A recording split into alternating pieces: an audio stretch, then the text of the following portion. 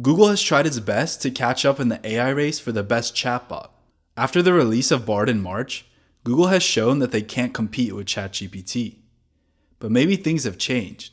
Recently, they released a new model that they call Gemini and a promo video for it. If you watch the video, you can see that there are some features that are super impressive. What you see? I see you placing a piece of paper on the table. I see a squiggly line. What about now? The contour lines are smooth and flowing, with no sharp angles or jagged edges. Is it really that good though? And better than ChatGPT? If you've been keeping up with AI news, then you might have seen that the promo video for Gemini was edited. Anyways, in this video, I'll be comparing both ChatGPT and Google's Gemini Pro in multiple categories, including mathematical reasoning, interactivity with files, image generation, code debugging, and as a bonus, I'll be asking ChatGPT and Bard to tell me what my latest YouTube video is about. I hope Google Bard can actually tell me because it is Google's product, and so is YouTube. Make sure you stick around to the end for that.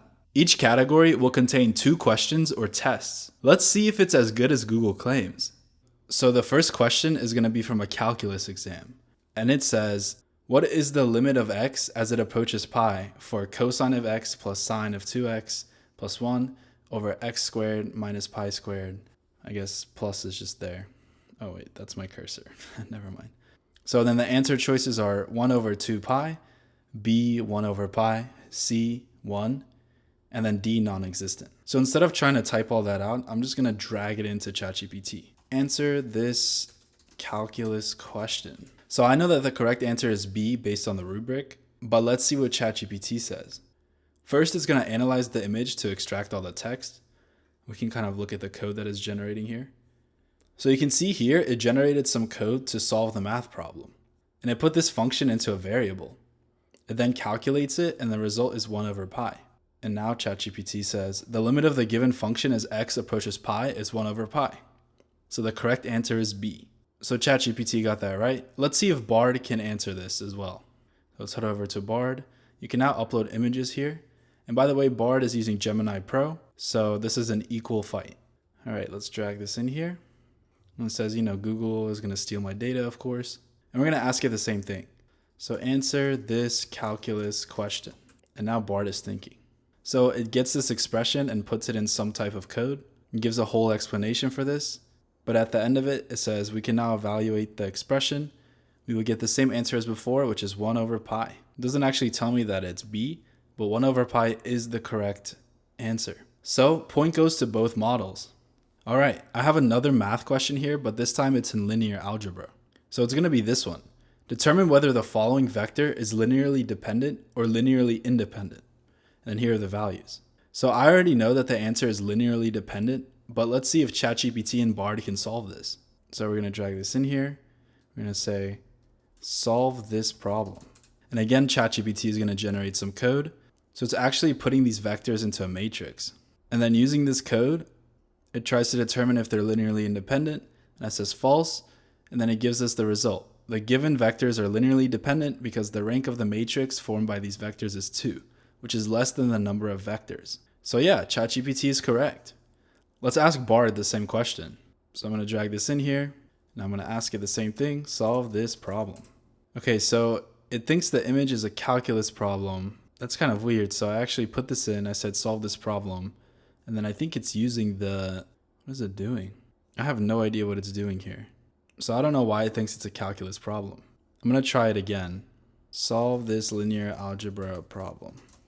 Okay, so now it understands what image I'm talking about. Goes through all of this. Then it says the correct answer is that they're linearly dependent. That is correct, but I think from the past context, it thought I was still talking about the other image. So I'm going to give 2 points to ChatGPT for solving both questions, and then 1 point to Bard because I don't really know what it was doing here. But it did get it correct after understanding which image I was talking about. Now I'll be asking both language models to extract an image from a PDF. So I'm going to take the Spider-Man meme and I'm going to convert it to a PDF. Okay, there we go. And if you open the PDF, it's just the image of the Spider-Man. So let's drag it into ChatGPT and I'm going to say, extract the image and tell me what it is. Then ChatGPT is going to read the documents. This is actually a newer response. I haven't seen this. If you need more information, you could open it with a PDF reader that supports JPEG viewing. Okay, so I'm just going to say extract the image.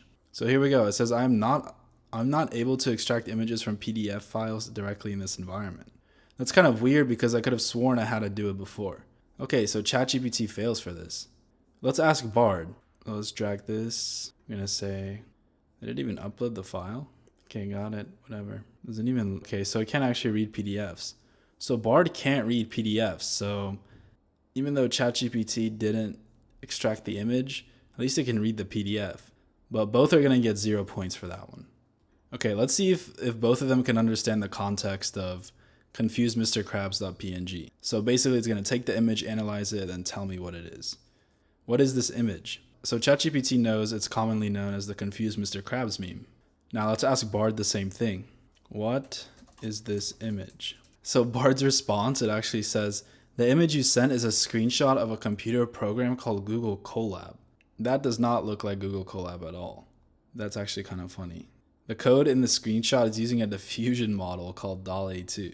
Well, that's completely wrong. So point goes to ChatGPT for this category. Okay, now we're on to image generation. I know ChatGPT uses DALL-E 3 to generate images, but I don't know if Bard can actually generate anything. So let's test it out.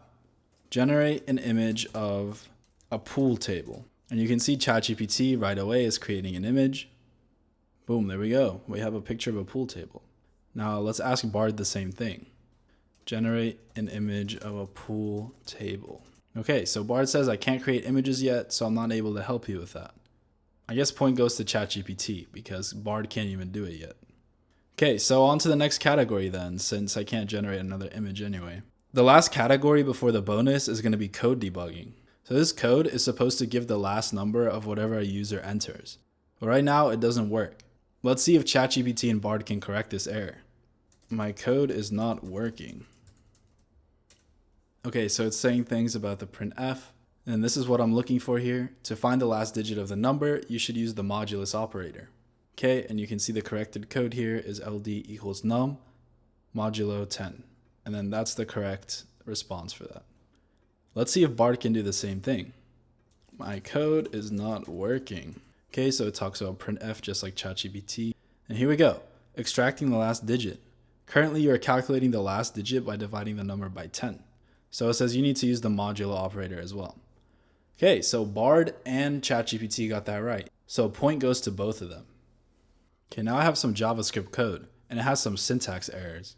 I'm going to say fix the syntax errors. So it says the logical AND operator is used with 3 ampersands, okay? Console log, opening parentheses is not closed, and then it should have a matching quotation mark. Actually, we can just test if this is going to run by opening our developer console and just typing it in. And you can see that we got all the output. All right, let's copy the wrong code again, and we're going to go to Bard. And I'm going to say the same thing. My code is not working. There we go. Let's see what Bard says. Okay, so it notices the ampersands. Did it correct the... Looks like it did correct the console log here too. Okay, but it didn't mention it. Let's run it here. You can see we get the same output. And actually looking back at this, if I go to ChatGPT, it says, for the console log for the countdown is not closed properly. But that's not really true because it is. So I'm going to give this point to Bard because ChatGPT is fixing things that don't exist. So point goes to Bard for that one. Okay, now on to our bonus. So here's one of my videos and it's called How to Create Your Own GPT with Custom Actions. By the way, if you haven't watched this already, go ahead and give it a watch. But basically in this video, I talk about how to create your own GPT on ChatGPT, how to add your own custom actions with APIs, and custom URLs. Let's see if ChatGPT can tell me about this video. What is this video about? And I'm going to give it the link. So it's actually going to do some research with Bing. Okay, and then it tells me this video is a tutorial on how to create a custom GPT, train it, and create custom actions such as using an API and uploading a knowledge. And for more detailed information, you can watch the video. So it looks like it just got this from my description. Yeah, it just got it from the description. So let's see if Bard can actually tell me more about this video. What is this video about? Hopefully, because Bard is a Google product, it can actually tell me what this video is about. You can see it's like loading with this YouTube thing. And it also says the same thing as ChatGPT. But look at this. Going through my captions, I'm guessing, it actually tells you how to do it from my video. Like click on create a GPT beta. That's really cool. To add knowledge, you can do this. To create actions, you can use OpenAI's API to connect it. I guess OpenAPI. Yeah, so it can actually, using the captions, I guess, it can tell me more about my video. So that's really cool. Point goes to Bard on that bonus category. So based on my tests, ChatGPT wins by 1 point. Again, obviously this is not like a fully inclusive test, so just take this with a grain of salt, but it's kind of cool exploring what features Bard has and what features ChatGPT has, and which model does better in certain things. With the new Gemini Pro model, I think Bard is starting to get better, so it might actually become a real competitor to ChatGPT. Let's see what the future holds. If you enjoyed the video, make sure to give it a like and subscribe. I'll be covering Elon Musk's Grok API soon and comparing it to ChatGPT. I'll see you in the next one. Peace.